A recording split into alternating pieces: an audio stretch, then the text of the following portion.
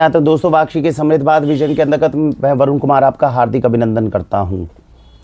हमेशा से वाक्षी जब खुद को इंट्रोड्यूस करती है ना, तो हमेशा आपको ये नहीं बताती कि हम एक रिटेल स्टोर हैं, हम केवल जैविक खाद्य पदार्थों को उठाते हैं और आप तक ले आते हैं।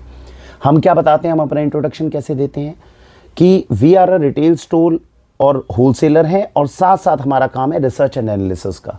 आज आपको अपने ऊपर गर्व की अनुभूति होनी चाहिए, क्योंकि जिस वाक्षी पर आप 7 साल से विश्वास कर रहे हैं, अब वो रिसर्च के क्षेत्र में ऐसी ऐसी रिसर्चेस करने में कामयाब हुई है जो इस समय देश के वैज्ञानिक तक भी आपके पास में लाने में कामयाब नहीं हो पा रहे।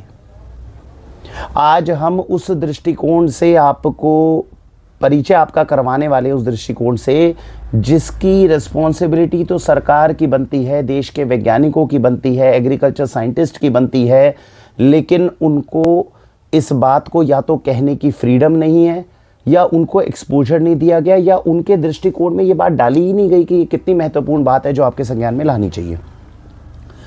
बादाम के ऊपर जो आज वीडियो हम बना रहे हैं, पूरा दावा है मेरा, विश्व में इस प्रकार की वीडियो किसी भी दूसरे व्यक्ति ने अभी तक नहीं बनाई होगी।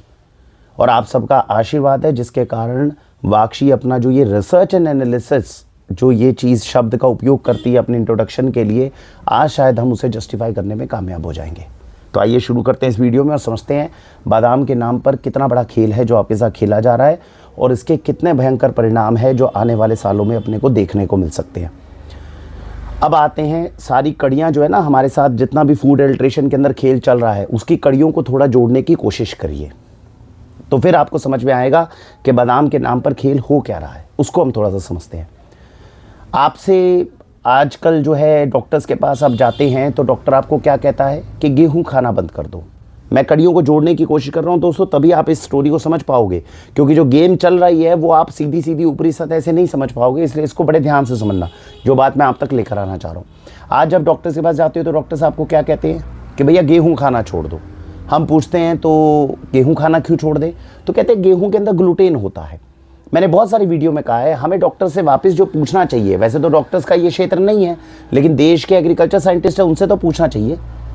उनसे सवाल ये बनता है वापस हमारा क्रॉस क्वेश्चन कि सर गेहूं में ग्लूटेन है, ये कोई आज तो आया नहीं, ये तो मतलब हजारों सालों से गेहूं उपयोग हो रहा है हमारे देश में और दुनिया में, तो ग्लूटेन तो इसमें तब से था।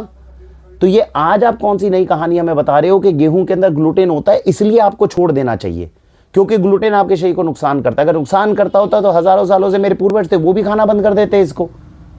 इसका मतलब क्या है, पिछले 40-50 सालों में ग्लूटेन तो ये मेन समस्या नहीं है, कोई और समस्या है जो आप छुपाना चाह रहे हो, उसके नाम के ऊपर आपने ग्लूटेन शब्द को बकरा बना लिया और कहा कि भैया ग्लूटेन है इसलिए छोड़ दो। हम इस बात से तो सहमत है कि गेहूं छोड़ देना चाहिए, हम इस बात से सहमत नहीं है कि जो मेन कल्प्रिट है वो ग्लूटेन है, क्योंकि ग्लूटेन तो हजारों सालों से हमारे गेहूं में आ रहा था, हमारे दादा परदादा सब खाते आ रहे थे, उनको कभी समस्या नहीं हुई। हमें क्यों समस्या हो गई, और इतनी भयंकर समस्या हो गई कि मेरा बच्चा गेहूं खाता है तो उसका पेट फूल जाता है, ग्लूटेन एलर्जी हो जाती है।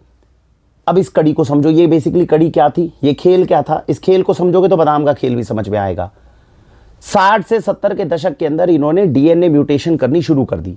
गेहूं की जो फसल लगती थी ना, जिनको पता है पुराना गेहूं जो देसी गेहूं होता है वो लंबी लंबी फसलें होती थी, अब उनके अंदर इन्होंने छेड़खानी क्या करी, हमें लंबी फसल नहीं चाहिए, क्योंकि जब हम यूरिया केमिकल पेस्टिसाइड डालेंगे तो जो जमीन होती है ना उसकी पकड़ जो है वो कमजोर हो जाती है, वो बड़ी बड़ी जो गेहूं की बालियां थी वो गिर जाती थी। तो इन्होंने कहा पहले तो इसके डीएनए को छेड़ो, ये चीज चेक करो कि कौन सा ऐसा डीएनए का वो पोर्शन है जो इसकी लंबाई के लिए जो है इसके रिस्पॉन्सिबल है, उसको डीएनए को काटो और उसको छोटा कर दो। अब ये एक बाली के ऊपर 5 दाने आते हैं, प्रकृति ने एक बाली के ऊपर 5 दाने दिए थे, नहीं हमें 5 नहीं हमें 50 चाहिए, इसको और छोटा करो और डीएनए इसके साथ खेलो। इन्होंने 60 और 70 के दशक में जो मैक्सिको से शुरू हुआ, अमेरिका की तरफ से ये शुरू हुआ काम, और इन्होंने हमारे खेतों में यूरिया केमिकल पेस्टिसाइड भी डलाया और डीएनए म्यूटेशन साथ साथ शुरू कर दी, जिसके कारण जो गेहूं हम आज खा रहे हैं वो गेहूं है ही नहीं जो हमारे पूर्वज खा रहे हैं।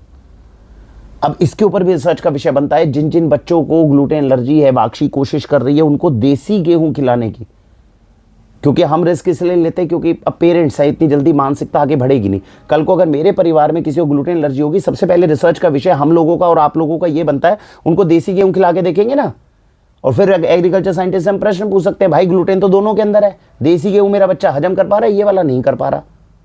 बात समझ रहे हैं? तो ये विषय बनते हैं चीजों के जिनके ऊपर रिसर्च होनी चाहिए। देश में कोई करना ही नहीं चाह रहा, देश के ऊपर कोई सोचना ही नहीं चाह रहा इसके अंदर।